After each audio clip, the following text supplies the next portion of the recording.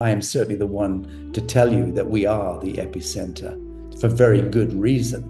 And that reason is becoming known and will assuredly be known to all in this world within the next 7 years, certainly by 2032. I wager with everything that I have to wager that every human being on Earth will be fully aware of our cosmogenetic roots and heritage.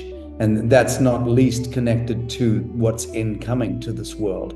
In a week from now, next weekend, I'll be moderating a panel of world experts on this 3AI Atlas 7 mile long starship that is, by best academic accounts, being steered toward Earth through the cosmos, through the firmament right now, and is due to impact or certainly intersect our Mars Earth orbit in a matter of weeks.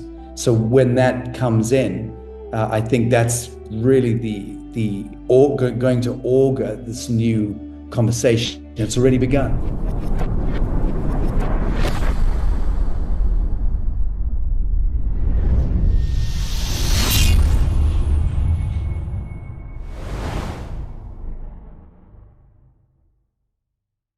Welcome to another enlightening episode of Cosmic Conversations. Today we have the honour of speaking with Sacha Stone, a visionary founder of the New Earth Project, the International Tribunal for Natural Justice, and the Lazarus Initiative.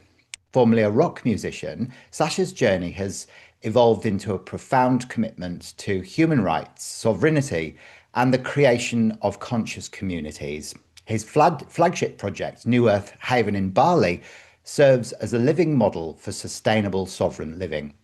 Sacha's work challenges conventional paradigms, advocating for a return to natural law, spiritual sovereignty, and the dismantling of systems that no longer serve humanity. Through his initiatives, he inspires individuals to reclaim their power and co-create a world rooted in truth, justice, and unity. So welcome, Sacha. It's lovely to have you on today's show.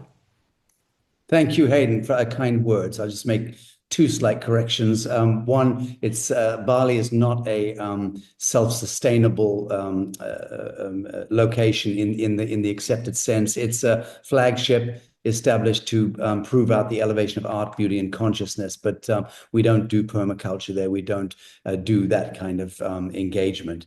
And the other piece, which I just can't help myself correcting you on, this business of co-creating. It's part of the vernacular that I'm trying to correct with people. There's no such thing as co-creation. There's only creation. And to co-create, we know what we mean by it, but actually it's splitting the infinitive. And we should just own the fact that we are creators, all of us. And it's one creation in that sense. Anyway, I can't help myself getting into the semantics there on the word co-create. I love it, and it's great to be corrected, because I'm very open-minded about, vernaculars, of everything. We've got to make sure that we are owning our own power. So yeah, it's a great perspective, and I'm very pleased that you pulled me up on that. Now, your journey from a rock musician to a global advocate for human rights is fascinating. What catalyzed this profound transformation in your life, do you think? A series of things which I've spoken to 1,001 times, but just connected to the fork in the road that really hits all of us at one time or another. And that fork, of course, is something which is connected to our spiritual orientation, our morality, more than anything else. So when we get hit up against, will you take the promotion? But in so doing, you're going to become the CEO of a pharmaceutical industry that's going to poison babies. Well, do you take that pension? Do you take that fork in the road? Or do you recognize that you're part of something that is foundationally wicked and reformat your life?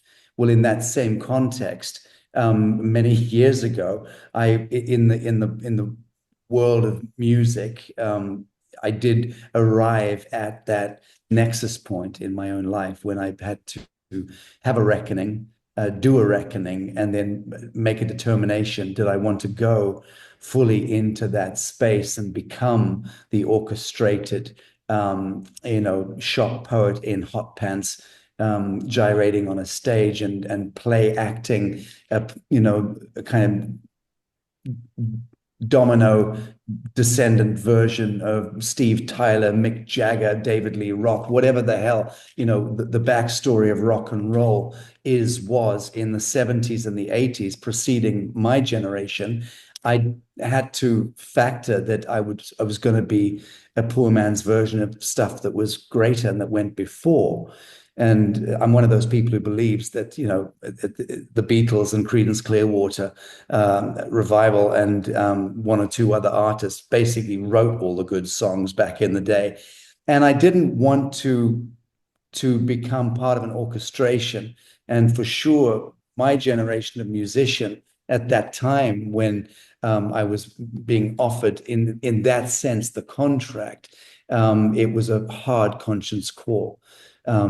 Are you going to be owned and controlled and contained by an industry which is vicious and which steals all your copyrights and all your sovereignty in that sense, and you have to become a product and a merchant of products, and that's it, and have no real say over what you do, when you do it, how you do it. And I'd been up until that point an independent musician with my band, owning our own record label and management company and publishing and all the rest of it. So then to make the determination about, am I going to throw away that independence and be subsumed into this great big scary industry, which is frankly satanic.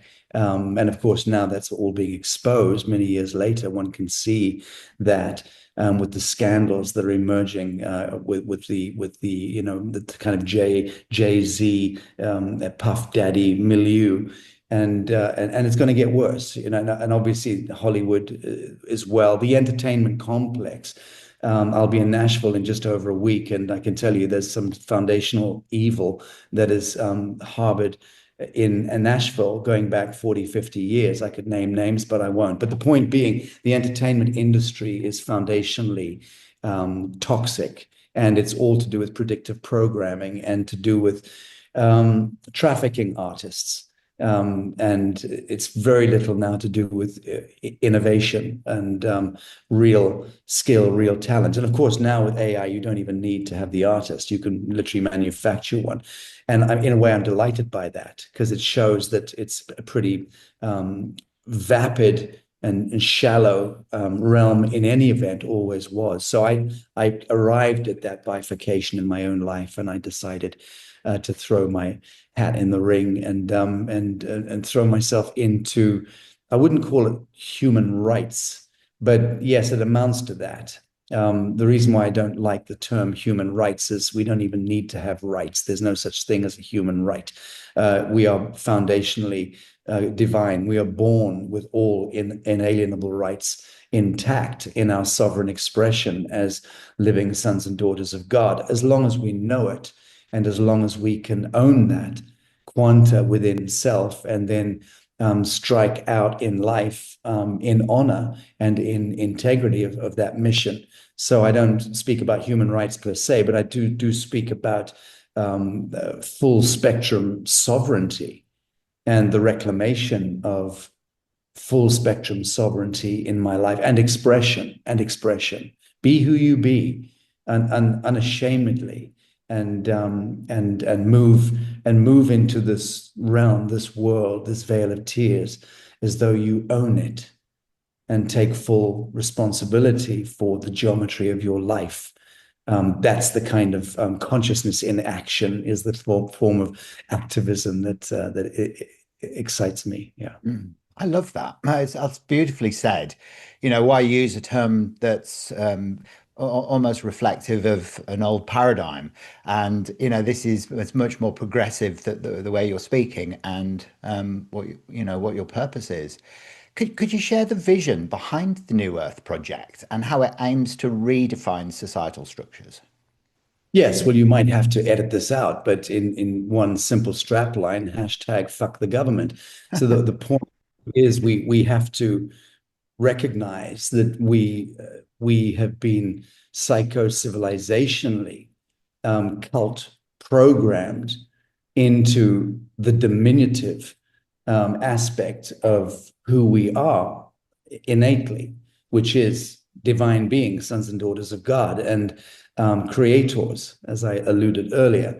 And we have to recognize that, remember that that piece. So the New Earth metric that I've steadily, if not sluggishly, evolved over many years, and I am slow, and it's taken me a long time because in that sense I'm pretty thick, and I need to bang my head on the wall multiple times before something gets in there. But I've had perseverance and for sure absolute integrity of mission. And it was all about forging a metric which does elevate art, beauty, and consciousness, but then leads us to our own redemption, our own salvation, whilst in a sense forcing us into that reckoning with self, which is to say, to understand the imperative of pure truth and right action in my life, in the living moment, always, in all ways. How does one do that? Well, you do it by doing it. And that for me is as simple as the algorithm gets, pure truth and right action, which is to say, establish your sovereignty in this realm, take full account for everything that you see in this world, including the sufferance of others. And that, of course, leads to inquiry, deep diving, and going into that basement, so to speak, with your inquiry, where you have to learn very hard truths and you have to swallow hard medicine. And then you have to seek remedy for the ritual sacrifice of innocence, for the blood ritualism and Canaanite ritualism that underpins our so-called civilization. And then you have to see how that is the font of the invisible masters and the orchestration of chaos, the midnight masons and the Sabbatean echelon of secret societies that are the progenitors of the inquisitions and of the genocides of the Vatican conspiracy, which led to the crowns of Europe, and that conspiracy, which led to, the London and the banking system, and then Washington, D.C. and the militarization of the world. So all of these hard truths become known to you if you have the temerity and the courage to lean very hard into life in the living moment, because you can't just read this stuff and think that you can remember it all. You have to live it. You have to see it. It's got to become visceral and very palpable. And in my case, that's very much been the case. I've trial by fire, in that sense. But the New Earth metric is about our salvation, our redemption, our atonement, and how we own that we are the redeemers. So there is also in that piece, Hayden, a need a need in honor and on point of honor to deconstruct the religious bullshit, the religious mythologies, which have also captured us, captured our cultures, captured our civilizational wheel, and understand who and what are the progenitors of those religious myths and how they're all foundationally the same control mechanism. And that's not to take away from the true gospel of, and testament of Christ, for instance, or Prophet Muhammad, peace upon him, or any of the great pantheon of saints. It's not to take away from them the majesty of their sacred lives. It's to say that those sacred lives over the ages have been co-opted and usurped and overrun by agendas and by a Babylonian priesthood in that sense that have flipped the script and weaponized those mystical traditions and brought us now to the brink of a thermonuclear Armageddon. I'll leave it at that, but that's, I think, a fairly good synthesis of why and how the New Earth metric evolved and why it's an important one. Hmm. I love that. And as you're speaking to me, I sort of can't help but look at you and get very galactic energy, especially Lyran coming from you and the wisdom that you speak of. You even look like a lion. Um, a lot of what I've noticed is from people that I've spoken with over the years, a lot of rock musicians or heavy metal, they have this affinity with ancient Lyra because of the wars that went on in ancient Lyra, and they almost have an oversoul that has always been kind of indoctrinated into these challenging incarnations. Did you feel like you came in with a lot of this? I've not stopped long enough to ever ask the question, Hayden. I appreciate you raising the specter of me being leonine in my cosmogenetic, and I would welcome that. But I've not stopped long enough to ask the question or to study it. I've never thrown dice or the cards or done the astro charts or self-reflected in that sense. But I have had it said to me by others who, by best accounts, are somewhat expert in these psychic realms that indeed you would be right that there is a Lyran strain there. Having said that, it is my contention and my conviction that most, if not all, humans are a perfect or imperfect, I should say, confluence of a multiplicity of galactic strains, and that is by definition what the human is made up of: the Zeta Reticulan, the Pleiadian, the Lion, the Sirian, the Andromedan, the Arcturian, and so on. All of that confluence of genetics, cosmo epigenetics, is in each of us, and it's really what makes the human so extraordinarily special. And as I've also said 1,001 times in interviews, it's why humans are the center of the quanta of this cosmos, this universe.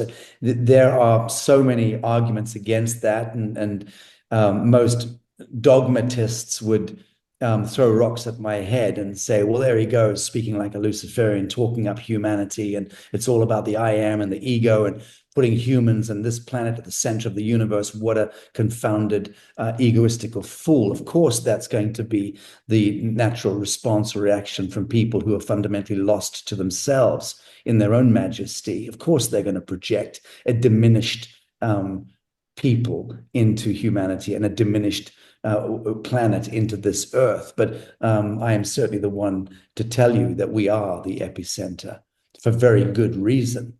And that reason is becoming known and will assuredly be known to all in this world within the next 7 years, certainly by 2032. I wager with everything that I have to wager that every human being on Earth will be fully aware of our cosmogenetic roots and heritage. And that's not least connected to what's incoming to this world.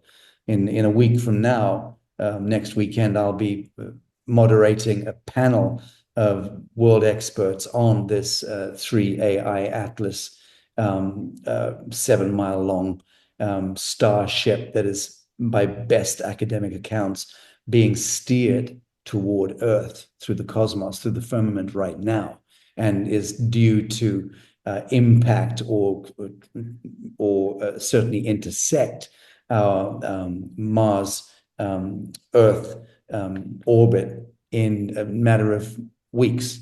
So when that comes in, I think that's really going to augur this new conversation. It's already begun.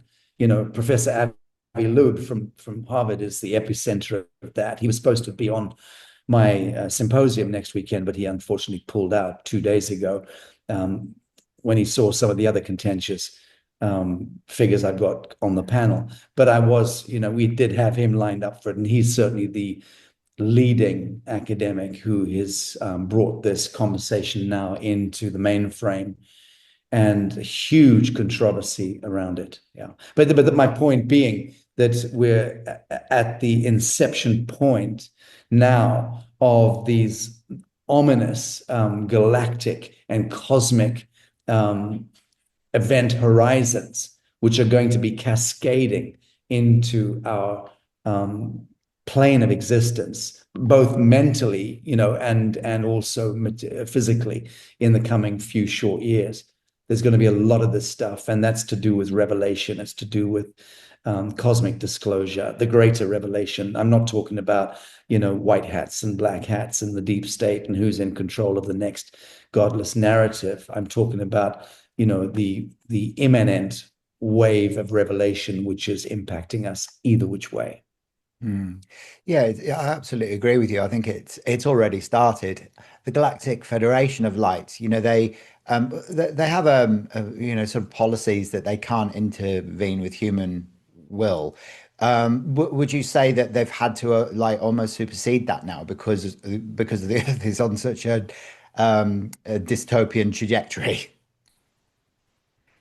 I'm not quite sure of the thrust of the question. Forgive me. Do you want me to speak at large about the Galactic Confederation? Yes, please. Yeah. I think what I was trying to say there is that it's almost like with humanity, we have human will, and the Galactic Federation of Light, they can't intercept human will. So, but I Oh, feel like almost at this time they've had to step up and say, well, hang on a minute, humans aren't really doing a very good job. So let's get in there and start sorting things okay. out. Let's try and unpack.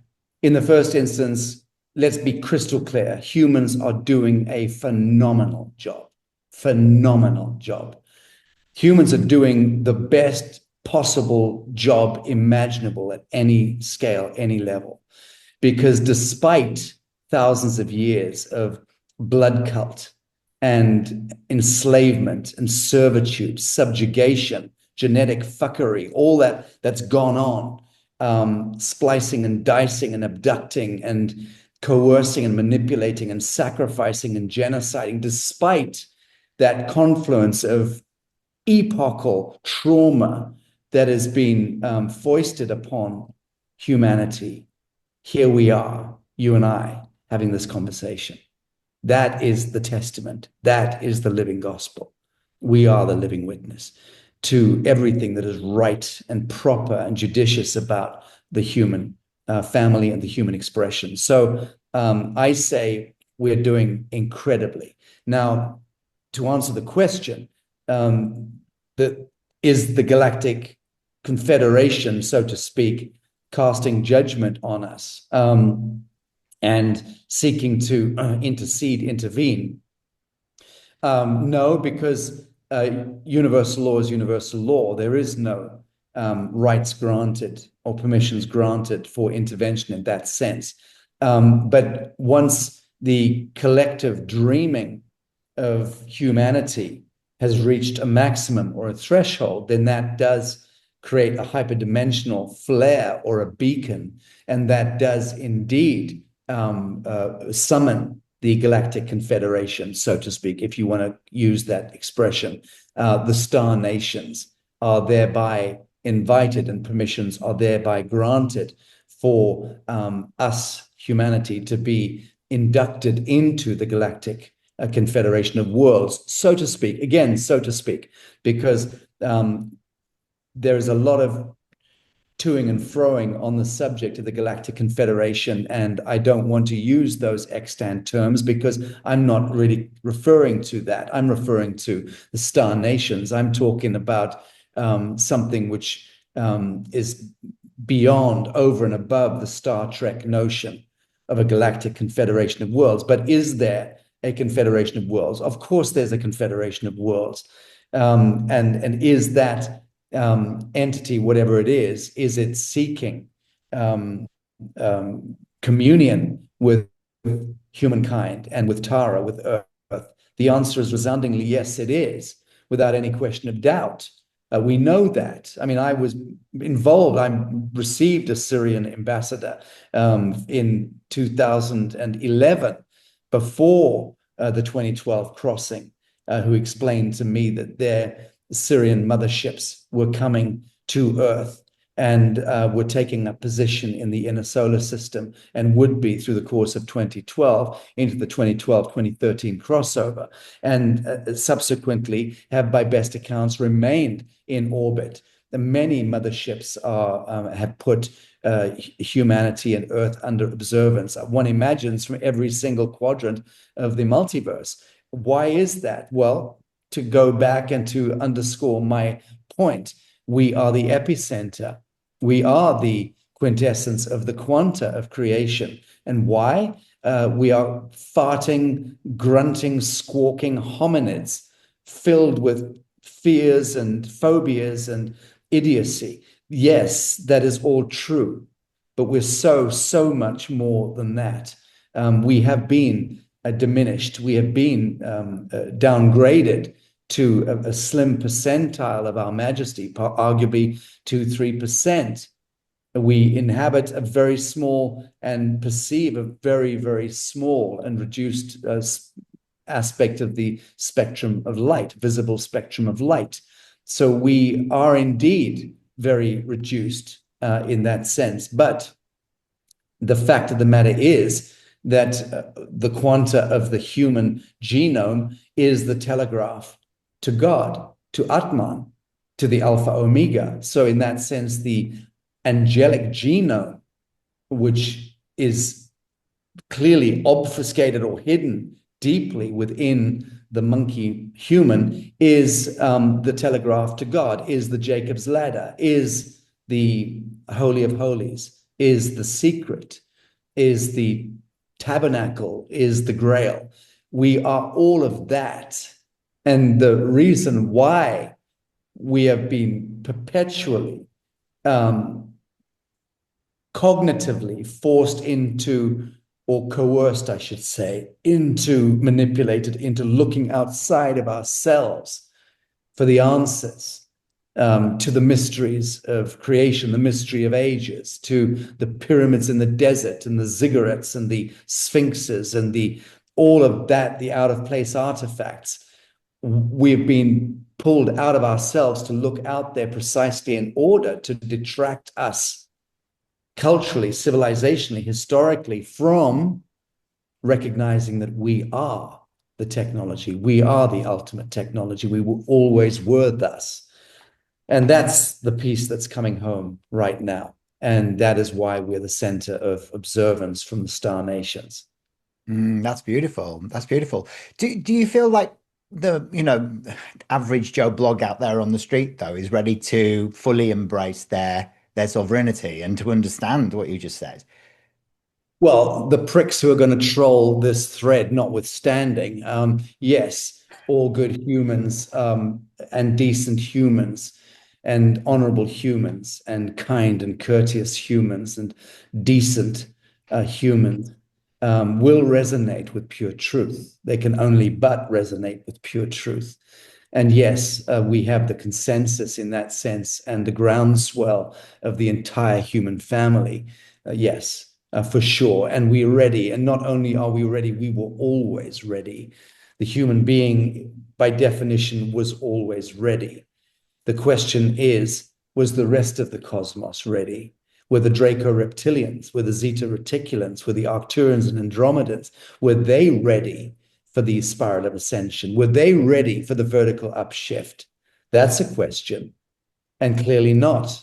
So those galactic wars have been playing out in the heavens and cascading, refracting into the earth plane and playing out with, Egyptian and Sumerian and Mesopotamian, wars and battles and pogroms and, the Alexander the Greats and the Akhenatans and all of those, extraordinary figures leading right up to the Elon Musks and the Donald Trumps and the Vladimir Putins of today.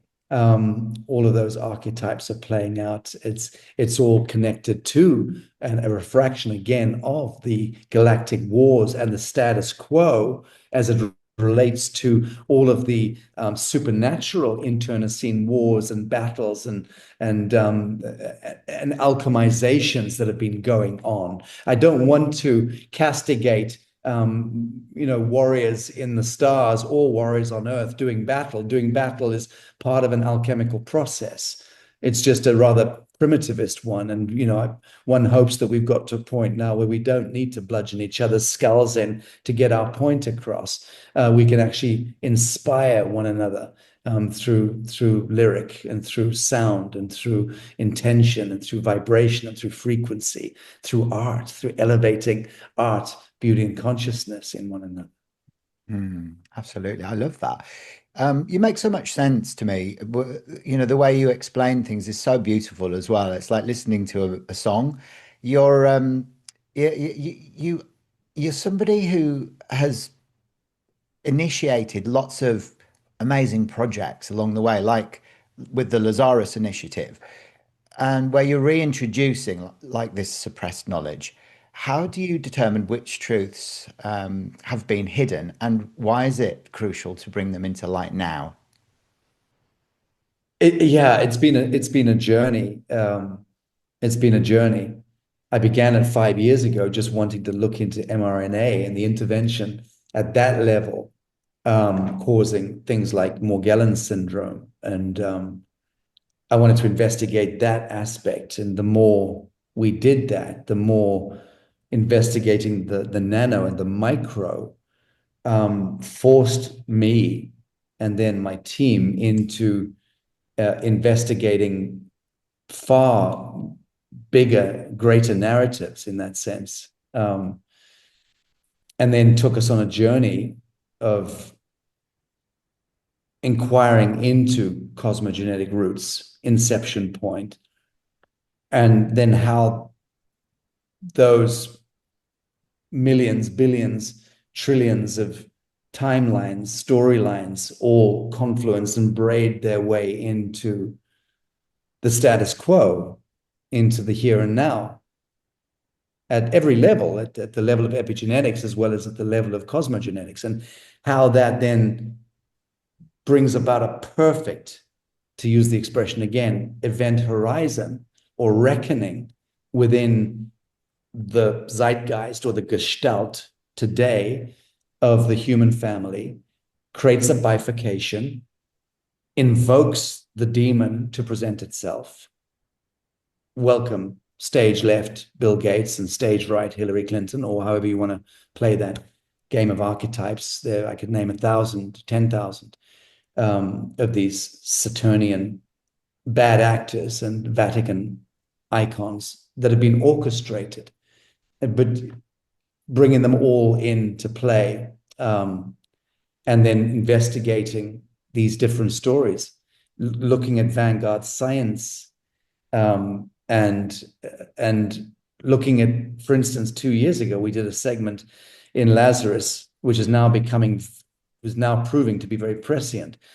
And it was a segment about, it was longer than 2 years ago. It was a segment with scientists, hardcore physicists and geologists who were forensically demonstrating through chemistry and through hard geology that mountain ranges were dead bodies of dragons and titans of old.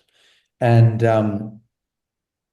how the world was at one time populated by titans, creatures of inordinate scale, trees that towered tens of kilometers, scores of kilometers into the atmosphere, up toward the atmosphere. Of course, the atmosphere would have been very different at that time.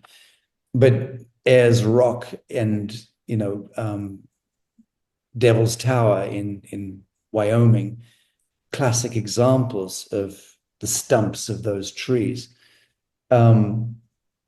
out of place artifacts being discovered, like the Bible discovered that was over 300 million years old when they did the carbon dating, had been sort of not even calcified, turned into a kind of metal compound, but there it was, perfect, and it's there. How many of these artifacts and geological discoveries and archaeological discoveries and anthropological discoveries have been sequestered in the Vatican Library, in the Smithsonian Institute, and in the British Museum basements, for instance, and various other institutions around the world, emphasis the blue chip universities, which have been part of this satanic or Saturnian conspiracy for hundreds and hundreds of years. In the case of Oxford and Cambridge and Al Azhar and other universities, up to 1,000 years, that conspiracy has been in place. The conspiracy to prevent humankind from resurrecting true memory of true history and the true genesis of who and what we are. So Lazarus is picking those subjects and unashamedly leaning into those subjects with scientists and forensic analysts and leading pundits and what have you. And there's no subject that is off bounds, but it bloody well better be a useful a piece in this puzzle that we're putting together. And it's across the board. So Lazarus came to be precisely because I recognized that there was a not huge, but a substantial constituency or demographic out there of very, very conscious people who really wanted to just keep leaning into inquiry of pure truth. And it's not a movement that's grown much. I mean, we have a few thousand members. It's a small community. It's remained a small community. I think next year it's likely to skyrocket, not least because we've just launching our publishing house and a series of extraordinary books that we are putting out. Beautiful. Wow. It sounds incredible. And the New Earth Haven in Bali also exemplifies a living model for these conscious communities. What are the core principles that guide this sanctuary? So there's no rule or regulation. And the New Earth Sanctuary in Bali is, to put it frankly, a wondrous shit show. And it's an experiment, and it's been ongoing for 7 or 8 years, and it's had more attacks than I can shake a stick at against its taproots, and so many energetic battles that it's had to fight in order just to survive. And it's a labor of love. And pretty much every single individual who was part of New Earth 10 years ago have bailed one way or the other. There's one or two members or three members that I can think of who are still standing out of hundreds and hundreds and hundreds. I would say well over 500, probably closer to 800 people, individuals who have variously over the years come in with the best will in the world, I'm sure, the overwhelming majority, to plug and play, but have ended up not having the fortitude or the stamina or maybe the resources to be able to continue the journey. So I know that it's been a real trial by fire. And now we do have a big administration. We do have a big organization and many different moving parts, of course. And it's going to grow a great deal bigger, I think, in the next year. Between now and the end of next year, we're introducing some new, very big, bold brushstrokes to this metric. But again, born through the wisdom of insecurity, fragile, naked, pretty vulnerable, open to attack, psychic and material, and but so precious, so precious. And I think now that seed that was planted 11 years ago in 2013, so 12 years ago now, is really now about to bloom. It's taken a long time.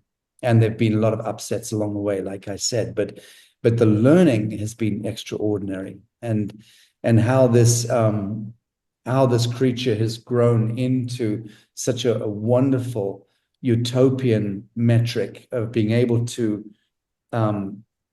answer to pretty much every single aspect of enlightened living, whether you're talking about, syntropic agroforestry and agricultural hemp, and or microbiology and supplements and microbiological formulas that are best in class, or breakthrough energy technologies, or vanguard quantum engineering, or intellectual symposia and study like our New Earth Sovereignty Academy, or the Lazarus Symposium, or the New Earth University for that matter, or rekindling the sacred relationship between living men and women of the living soil and the living soil itself in our land holdings in Mexico and in Tennessee, America, and now in Africa and other parts of Asia that we're about to unveil in the coming weeks. So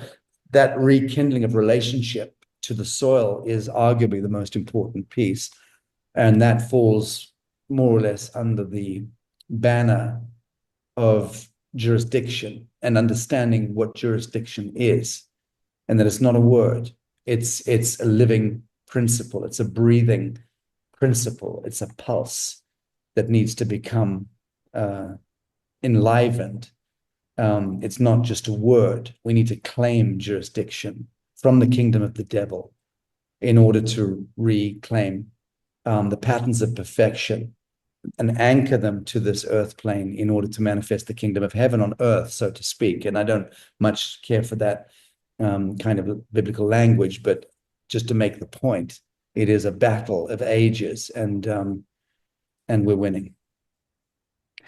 Absolutely. Now, I just want to go back to what you were saying earlier on when we were talking about, how the Alpha Draconians and the Zeta Reticuli and the wars that were going on within the, in the skies. Why? Like, what? Why were they trying to dumb us down? Like, for what purpose was this?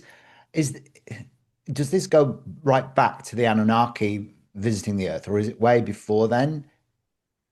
So I could delve at great length into the Anunnaki, but I'd rather not, because there's so much out there. I'd rather just get to the crux of the question, Okay. which what is the human genome? Are they doing it to us?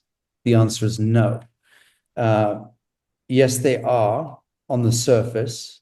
We are subject to the whims, apparently, and the evil fancies of Babylonian priests, archonic forces, off-world intelligences, variously. But the question is, does universal law exist? The answer is yes, it does. How does universal law apply to this equation? I'll tell you how. Nothing happens without permissions being granted, ever, ever, ever, nor can it. So it follows that humanity, incarnationally, civilizationally, are cosmo-epigenetically throwing up the beacons. We are projecting into the field the manifestation of the angry, jealous gods, the draconian lizards, the parasite, and all the rest of it. It would not be meeting with us in the field if we were not inviting it to. That's the geometry of God, and that's universal law.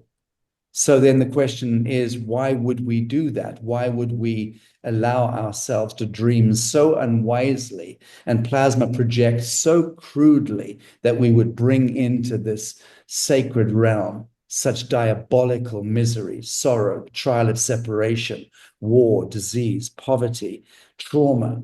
Why would we do that? And the answer is because we are the salvation. We are the Redeemer. We are the principle of the redemption. We are the messianic principle, the Christic blood that flows through our blood, our veins, coupled with the Magdalene energetic, is the true angelic human genome finding expression. And we are allowing ourselves, in that sense, to be cannibalized to be genetically modified, to be intervened and interceded with at the genetic level and at the group mind level, precisely because there is an alchemization process that needs to take place in this great abyss, this void, the bowels of creation. We are bringing that sub matter into the manifest realm. We're allowing it to rape, pillage, maraud, and intercede with our genetics in order to gift to it the light that it needs to find its way home or to fulmination. So again, I can only suggest that we have to look at this as a cosmic alchemization process where brave and noble angelic souls like you and I splinter off source, take a backward dive into the void, into the abyss, precisely because we are the messianic principle. And we know as we're departing from Alpha, from God, from Alpha Omega, like Lucifer, the fallen angel, God's most beloved, we know that we are falling into the void, and we're doing so as an act of self-immolation, self-sacrifice, knowing that ultimately we will become remembered to self in the void of the bowels of creation, and we will reconvene that telegraph to source at some point, and then activate that Jacob's ladder, which will be the journey home and the means home, the technology ladder to get home for the lower realms of creation. Therefore, we are the ones who fashion and forge the fabric of soul itself as part of our divine function as sons and daughters of God in this hermetically sealed cauldron of creation, that we find this particular universe and this particular plane of existence. Mm. So really, I guess, in a nutshell, just to summarize, what you've just said so beautifully, is that it is for the expansion of the multiverse, ultimately the gyroscopic multiverse, as Yeah, a form of remembering our that's sovereignty. fine. That's absolutely fine. There's no victim in the equation. That's the point. Secondly, nothing new under the sun, as Solomon purportedly said. And the fact of the matter is that we are the avatar. We are the Messiah. We are the ones who need to resurrect, like Lazarus, from the dead within the atom seed of self. The diminutive self needs to die to itself through a shamanic process and be reborn to the superior self, to the capitalized self. And that one becomes the actualized angelic human genome.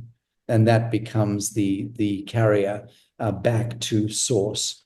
So it's an inversion of the Luciferic complex of the fall from grace. It's the return to grace, but remembering in this that we were the ones who chose to dive into the abyss. And that was a tremendously noble act. There is a big difference between Lucifer and Satan, put it that way, a huge distinction. Oh, 100%. Yeah. I mean, Lucifer, it's almost like Lucifer. A lot of the souls, I think, that they're doing the work that you're doing are of that Luciferian lineage, Yeah. which is completely separate from Satan. It's not even the same thing. So, No, it's the opposite. It's the opposite thing. mm, So it's as opposite as tracing the true genetic symphony in blood to two primary elements, one being bird and the other one being snake. So the bird blood and the snake blood, that's Cain and Abel. That's Enki and Enlil. That's Romulus and Remus. That's Shiva and Shakti.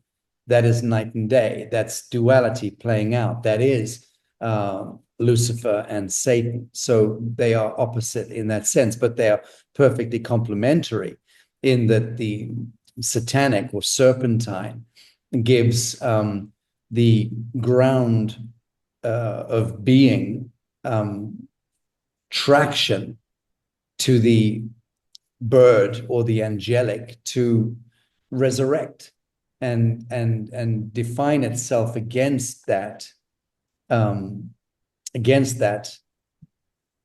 black canopy of sufferance, of the trial of separation, of entropy and death and misery and the solitude of deep space, that ghastly idea that we are drifting slowly into nothingness in deep space. Nothing could be further from the truth.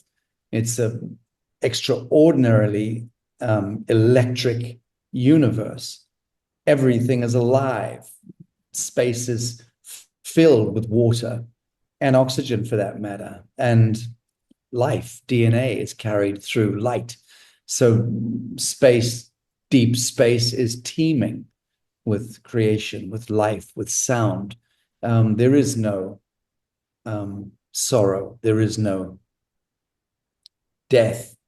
There is no separation in the ultimate sense. But again, one has to consciously move through the shamanic death and rebirth. The resurrection of the Lazarus within each of us is something which is foundationally necessary in order for us to have those wings and then be able to upshift.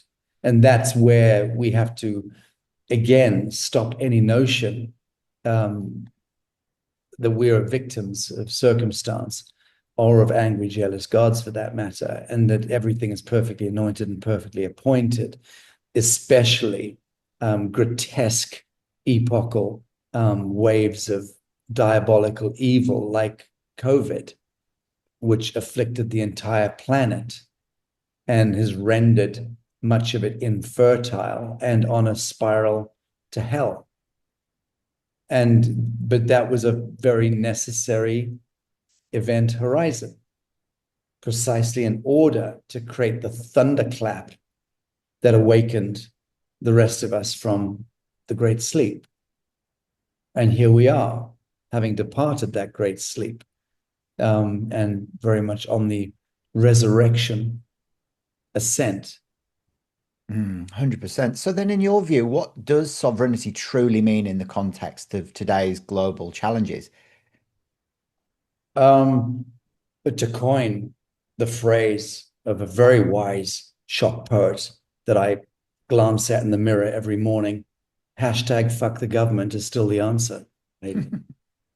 But we can go into it. We can talk about the metaphysics of that, or the not the metaphysics, but we could talk about the hyperdimensional physics or subdimensional physics of government, mind control, the technology of the archonic echelon of the Yahweh, Jehovah, angry, jealous gods, the Draco reptilian, Zeta reticulan, Thetan, to some extent Orion and Sirian convocation. So all of that orchestra of delightful galactic chaos is really what we have to apprehend when we are talking about governments or privately owned corporations masquerading as governments that fundamentally act as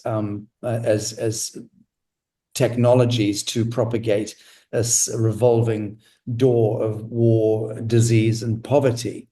And as I point out in my lectures, government is Satan's Saturnian logic made manifest as a technology which has such a ferocious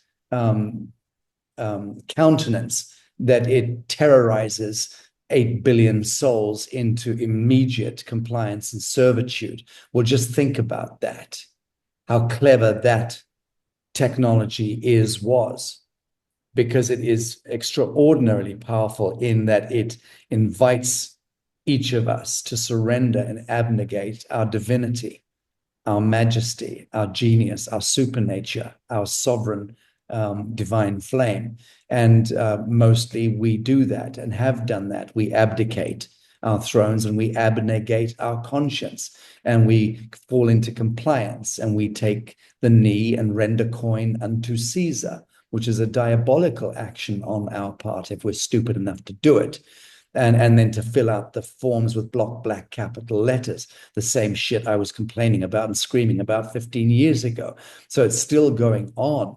And many people are still reflexing into fear. Of course, mostly people who've been vaccinated, because and people who have willfully chosen to continue traipsing through life, gargling synthetic molecules, medicating themselves on synthetic molecules, pretending that that is bringing them some form of remedy or enlightenment.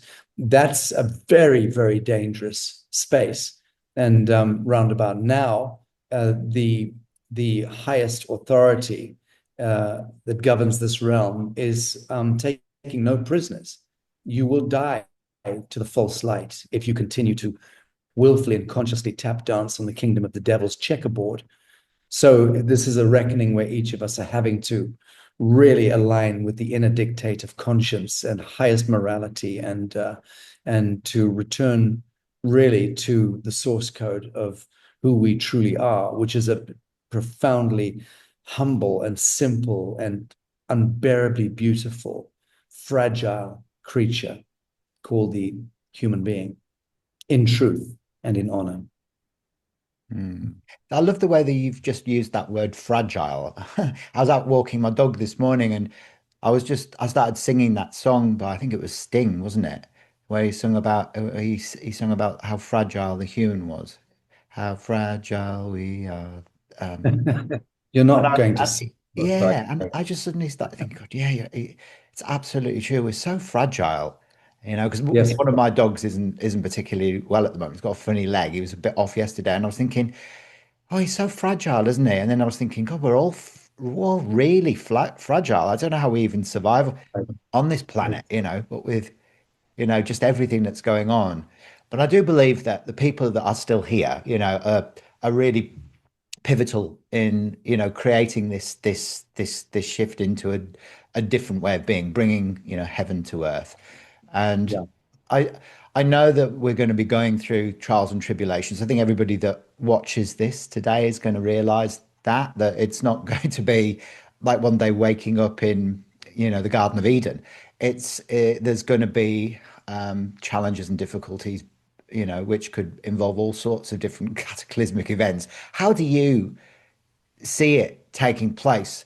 I find great hope actually in what you were saying about the reintroduction of the cosmic communities through, the disclosure, but more through them being able to communicate with us telepathically again, and even showing us themselves physically. But how do you see things sort of evolving up until The 2030? only way that they can, again, I just return to true form of the geometry of reality, which is the dreaming and the ideation, the imagining. How do we imagine? How do we ideate? How do we dream reality into existence? What are the properties and the elements and the conditions that we need to apprehend in creating course correction and beginning to dream wisely at the collective level? That's the only question we should be asking ourselves. We can speculate all we like about whether it's going to be a halcyon or it's going to be an apocalypse. I can tell you it's not going to be an apocalypse, but it will be for those people who are pegged to the ideation of apocalypse. Then they can only but manifest that as their interpretation of reality. And that's because we are all of us, in that sense, living in a supernatural holograph, and that holograph can sustain 8 or 9 billion completely separate holographic projections, epigenetic projections into the field all at the same time,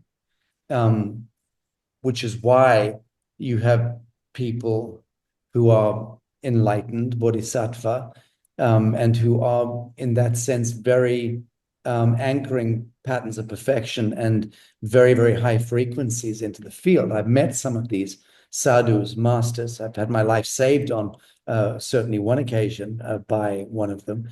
And I understand the power and the majesty of these folk who are highly enlightened. But by the same token, you have people, I guess, like myself and you, presumably, because you're asking these questions of me, so that puts you in a certain bracket of good human who's actually leaning into life and unafraid to ask the questions.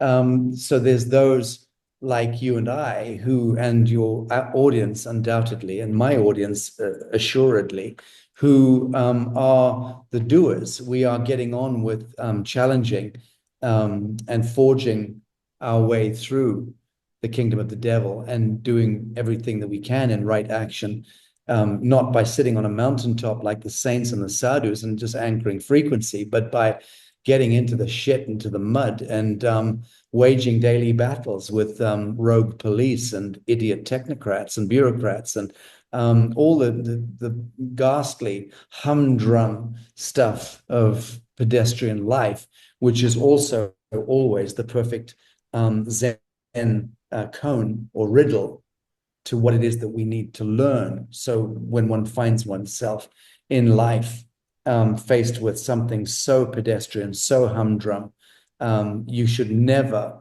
make the mistake of saying, I don't deserve this. I'm too good for this. I don't deserve. Yeah, you absolutely, if you want to talk in terms of merit, you do deserve, you earn, you merit every single thing that manifests in your life in the here and now. And to disavow that notion is tremendous arrogance, which will bite you in the ass. On the other hand, to own it in the living moment and say, I'm not being judged. This is not a punishment. I'm just having to deal with an idiot, moronic policeman who's pulled me over and is now trying to penalize me. And yes, it's humdrum, it's boring as fuck. And as a soul, I'm way elevated beyond this engagement. Am I, though? And, surely these are also things we manifest in our lives as course correction in our own trajectory. Every little event. So I certainly spend, 1,000 days on this plane of existence screaming about how I can't stand it any longer and I can't bear the mediocrity of a situation, and complaining bitterly, loudly to friends and family about a given situation, whether it's stubbing my toe or on a piece of furniture, or again, dealing with some prick in the airline who is trying to delay us getting on a plane because we haven't got the right, piece of paper for the dog. Whatever it is, we all have those ghastly engagements where a bureaucrat, a statute is impeding us and penalizing us in a grotesquely unfair way or grossly unfair way. And those moments are the ones where we oftentimes feel we're just too good to be here. I don't deserve this.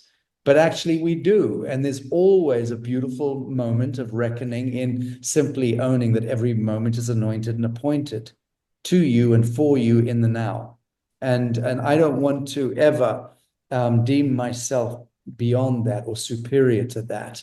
But that's also what I speak to those who listen to my wheezing about the wisdom of insecurity and the need for us to become fully intoxicated on the wisdom of insecurity, because we are foundationally, as you said and I alluded, fragile beings, naked and fragile. And that fragility is so close to what makes us incredibly special, that we can still feel and love through that fragility. In fact, that fragility is what causes us to feel and to love and to hold empathy, which is to feel the pain of one another and thereby to seek remedy and to harbor and shelter one another.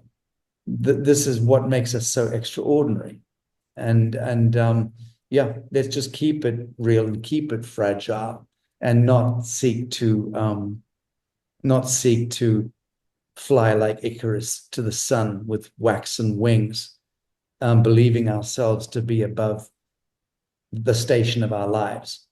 We just need to find the grace point in our existence. And I know I've done a lot of work in seeking that grace point within myself and my life, to the up to and including sacrificing things that I would otherwise really prefer for self, to lead a fulfilled life in that material sense, whether it's family or children or whatever.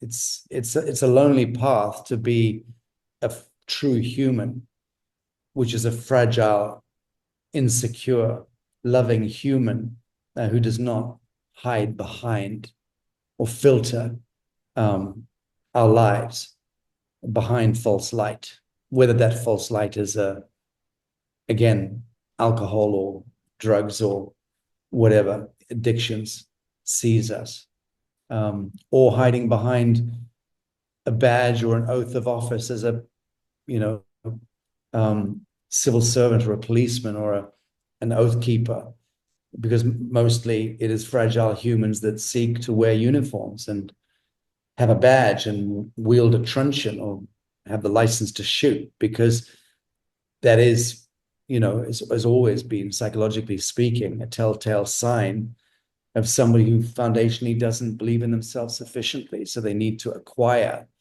falsely acquire the gun or the truncheon or the badge or the uniform or the car with the loud noise and the blue lights. And it's a syndrome. And I'm not putting down good oath keepers, good police. I'm not putting them down at all. They know who they are, and they're fine, and they're doing exactly what they need to do in this world and be good servants. But you take my point. We need to, each of us, ask ourselves, why do I do what I do? And is this the highest expression in my life? Or have I hit a cul-de-sac and I'm now cruising for the rest of my life, waiting for the pension to yield, waiting for the retirement and the pension, because then finally I'll be safe in my little rabbit hutch. Finally, I'll have my picket fence and my, savings account and my crypto wallet, and I'll be able to hopefully get by without being spotted by the dragon, by the government, by the taxman, by the cancer cell, whatever it is that we're hiding from. So the point is that most of us are not, by a long chalk, living in honor of our majesty, of our true lives. And that's the great sadness.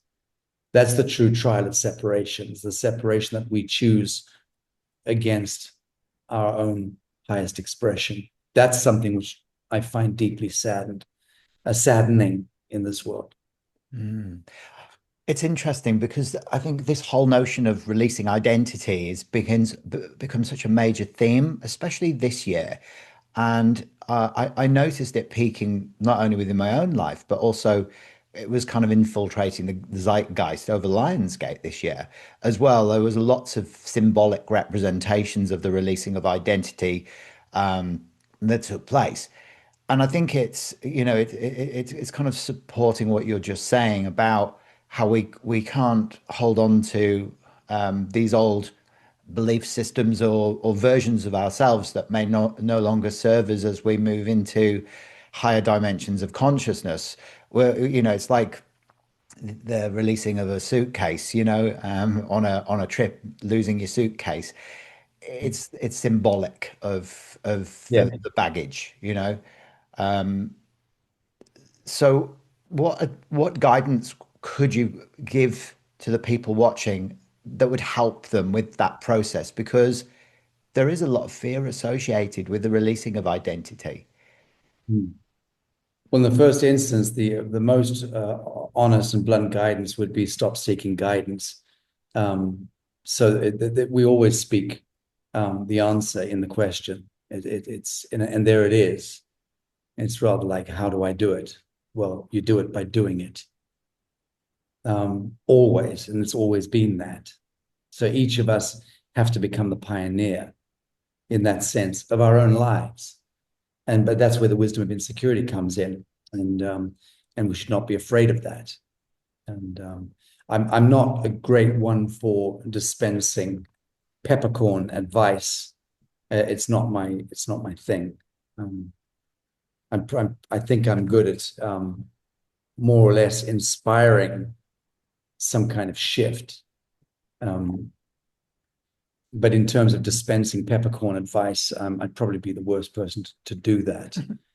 But I did many years ago define the algorithm of how to take central command of the chaos of one's own life and how to harmonize the chaos, psycho-emotional chaos and intellectual chaos of one's own life and spiritual chaos. How to, in that sense, to use the expression again, course correct. And that algorithm is so incredibly simple, and it is the path of least resistance to the highest outcome, is to conduct pure truth. I'm so sorry, conduct right action, standing in pure truth, always in always. And so if one does conduct right action and stand in pure truth, always in all ways, that is always in all ways the path of least resistance to the highest outcome. And we are only ever seeking the highest outcome. So pure truth can only love and can only receive and can only forgive and can only remedy and can only heal, can only love, can only see. Pure truth is the Alpha Omega. Of course it is. And right action is how we move upon the surface of this plane, how we fill a trajectory between this and that, between life and death, cradle to grave, how we navigate time and motion. Do we kick the dog, or do we put milk out for the stray dog? Do we pick a flower and sit and ponder the majesty of creation, or do we doom scroll on TikTok and subscribe to pornography? Okay, we all do bits and bobs of all of these things, but these are the choices that each of us are tiptoeing through, and we're all human, all too human, and we're frail, but keep trying to pull back into that right action. And I know I'm a middle-aged man, and I'm still tripping up as I ever did, but I don't condemn myself. I don't self-flagellate. I don't filter. I don't deny. Keep it real, and that's that is keeping in alignment with the flame of pure truth within your expression. And I honestly, I don't say I believe, I know that to be true, that pure truth and right action in the living moment is the path of least resistance to the highest outcome, always in all ways. And that is also the path of the true Christian and the true Muslim and the true Buddhist and the true Taoist, is to also give oneself to that simple algorithm. Beautiful. That's so wonderful. Thank you so much for sharing your peppercorn advice. It was really good peppercorn advice, that actually. So I appreciate you and the work that you do. Where do people find you if they're interested in engaging with you or being part of some of your conscious communities? Well, there's literally more than a dozen websites, but I would suggest that anyone interested in joining the community, my immediate community on the Lazarus, that is lazarusinitiative.com, is definitely the go-to, lazarusinitiative.com. Anyone can go to sachastone.com and springboard to 15, 20 other platforms through there, which are all connected to my ecosystem. Um, and I would suggest that, or there's newearthhorizon.com, which is also the springboard for the New Earth, although I think that's being seriously overhauled at the moment. Um, and then one can learn about, what we're doing with the community developments around the world, and what we're doing with breakthrough energy, innovation and technology, and what we're doing with microbiology and regenesis, and building out an incredible protocol for resurrecting the human genome, from the grip of orchestrated death, disease. So that's a big piece, which next year we'll be launching the Regenesis Life Enhancement Center in Tennessee and in Bacalar in Mexico. We're planning those two, and also we're thinking of also establishing one in Bali at the New Earth Haven, which is also my main home. And those life enhancement hubs are just essentially a extraordinary sequence of protocols that are nested in together, including microbiology, nanotech, blood work, ceremonial medicine, and frequency technology. And that extraordinary bundle is life-changing. And it's really the resurrection step that we can best put into play now, given extant microbiology and technology. So I'm very excited about that. But it's been 18 months in the brewing, the Regenesis brand, and that'll come out next year finally. Wow. Do you know, I could talk to you all day, and I really hope that I can continue our conversations in a future episode of Cosmic Conversations, as all of these fantastic projects really sort of go deeper and deeper. I've truly been inspired by the work that you do.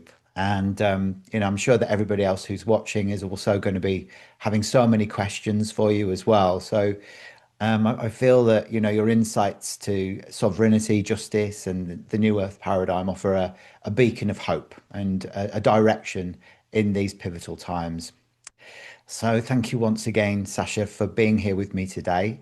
Let's hope that together we can amplify the voices that are shaping the future of our Very good. collective consciousness. God bless you. Thank you. Bye. Thank you, Sacha. Bye bye.